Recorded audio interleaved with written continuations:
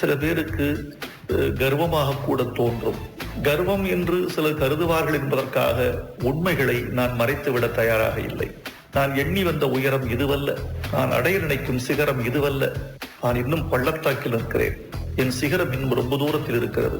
அதை அடைவேனா என்பது வேறு, அடைய நினைக்க வேண்டிய திணவு இருக்கிறது என்பது வேறு. பள்ளி நாட்களில் நான் கண்ட கனவெல்லாம் அதிகம், மிக அதிகம். எனக்குள் இருந்த தன்னம்பிக்கை மிக அதிகம்.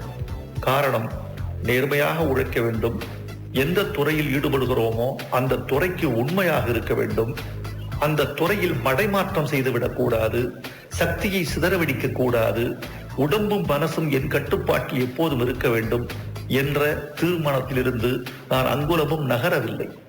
அதனால்தான் இந்த 33 ஆண்டுகளில் 8000 பாட்டு எழுத முடிந்தது, 34 படைப்புகள் படைக்க முடிந்தது, இந்த உலகத்தை 3 வரை சுற்றி வர நேர்ந்தது, இன்னும் சமூக பணிகள், குடும்ப பொறுப்புகள் எல்லாவற்றையும் தாண்ட முடிந்தது.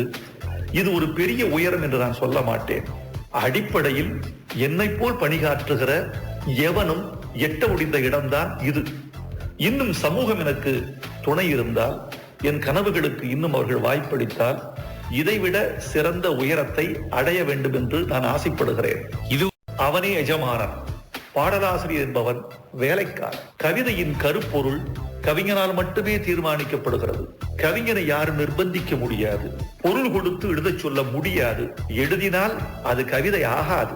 எனக்கு தோன்றுவது, நான் பட்ட வலி, நான் ரசித்த ரசனை, என் கண்ணீர், என் காதல், என் அவலம், என் இரக்கம், என் மனிதாபிமானம், என் நேசம் பட்டு தெரிக்கிற ஒரு விஷயம், இதுதான் கவிதையாக முடியும். ஆனால் பாட்டு என்பது அப்படி அல்ல. பாட்டு எழுத உட்காருகிற வரைக்கும் எதை எழுத போகிறோம் என்பது எனக்கே தெரியாது. ஒரு இயக்குனருக்கும் என்ன வரும் என்று தெரியாது. ஒரு இயக்குனர் தன்னுடைய கதையை எனக்கு சொல்லுகிறார். இந்த இடத்தில் பாட்டு வருகிறது என்று கேட்கிறார்.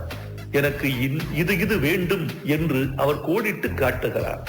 நான் விசாரித்துக் கொள்கிறேன், அந்த கதாநாயகன் படித்தவனா படிக்காதவனா, காதல் வந்து விட்டதா இல்லையா, 2 பேருக்கும் ஸ்பரிசம் இருக்கிறதா, தள்ளி நிற்கிறார்களா, இது எத்தனையாவது சந்திப்பு, இவனுடைய மொழி என்ன, அவளுடைய மொழி என்ன, எந்த இடத்தில் நீங்கள் படத்தை படமாக்கவிருக்கிறீர்கள், உள்நாடா வெளிநாடா, கிராமமா நகரமா, மாடியா குடிசையா, நெய்தலா முல்லையா பாலையா குறிஞ்சியா, இரவா பகலா, இதையெல்லாம் கேட்டுக்கொண்டுதான் ஒரு பாட்டு தீர்மானமாகிறது.